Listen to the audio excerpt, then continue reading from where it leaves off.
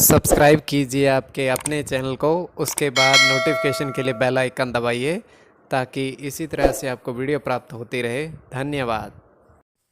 स्वप्न फल में अगर आपकी रुचि है तो आप सब्सक्राइब कर लीजिए। कोई भी आपका स्वप्न है, शुभ या अशुभ अर्थ की गणना। देखिए, केवल कल्पना की दुनिया ही होती है। अगर इस कल्पना की दुनिया में अगर आपकी रुचि है तो आप सब्सक्राइब कर लीजिएगा। जैसे खीर खाना स्वप्न में बड़ा शुभ माना जाता है, अत्यंत शुभ सपने में। अब सीढ़ी से नीचे उतरना अशुभ। अगर आप सीढ़ी के ऊपर चढ़ रहे हो तो वही स्वप्न शुभ।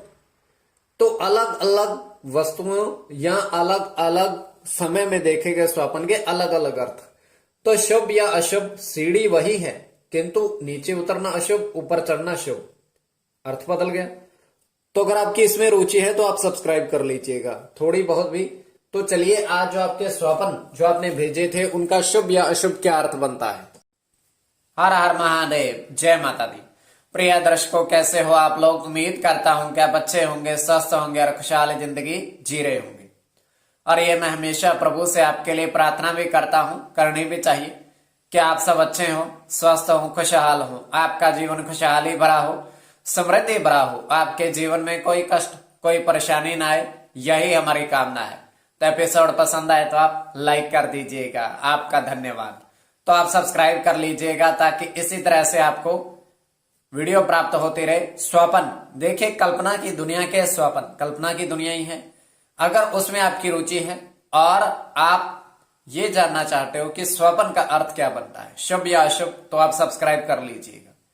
इस कल्पना मात्र दुनिया में अगर आपकी कल्पना मात्र स्वप्न में रुचि है तो शुभ या अशुभ की गणना ग्रह नक्षत्र का महत्व हमारे पूरे जीवन पर रहता है। और जब हम सो जाते हैं तब भी उनका प्रभाव रहता है। वो देखिए, चेतन अचेतन मन दोनों तरीके से जन्म कुंडली में अच्छे ग्रहों की स्थिति, अच्छे स्वप्न और स्वप्न कई बार संकेत।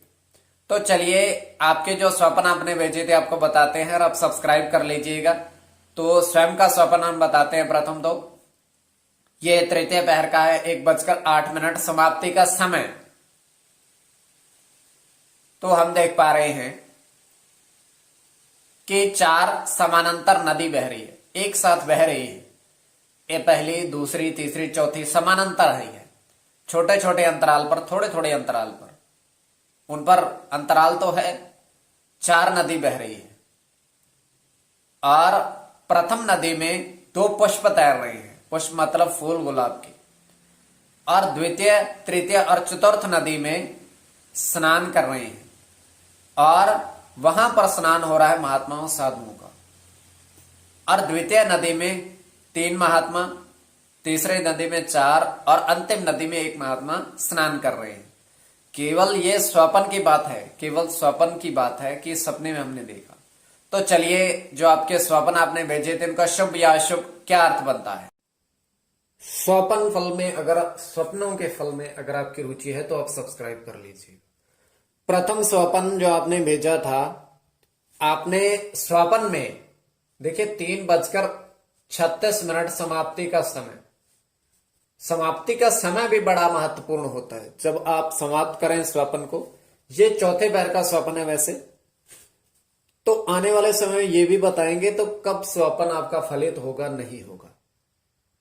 तो आप सब्सक्राइब कर लीजिएगा। और आपने स्वप्न में देखा कि 6 दूध की नदी,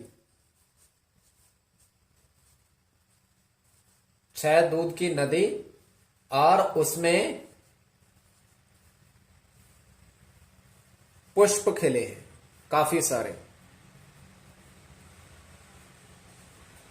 तो ये स्वप्न, पहला स्वप्न जो आपने देखा, 6 दूध की नदी, शुक्र की गणना और आपके साथ ये चंद्र की गणना। और ये जो समय है समाप्ति का महत्वपूर्ण है। शुक्र के साथ अगर चंद्र की गणना करें, मंगल की गणना, मंगल के साथ चंद्र की गणना और बुध की गणना, अकेले बुध की गणना। तो आपके लिए स्वप्न शुभ है क्योंकि आपने देखा दूध की नदी। अब ये चौथे पहर का स्वप्न है, तृतीय नहीं, और चौथे पहर का स्वप्न थोड़ा सा इसमें विलंब होता है, किंतु फिर भी स्वप्न शुभ है। तो द्वितीय स्वप्न जो आपने भेजा था उनका क्या अर्थ बनता है? द्वितीय स्वप्न, तो द्वितीय स्वप्न जो आपने कहा था कि आपने कुआं देखा, कुएं में आपने 3 सर्प और 2 मोती देखे।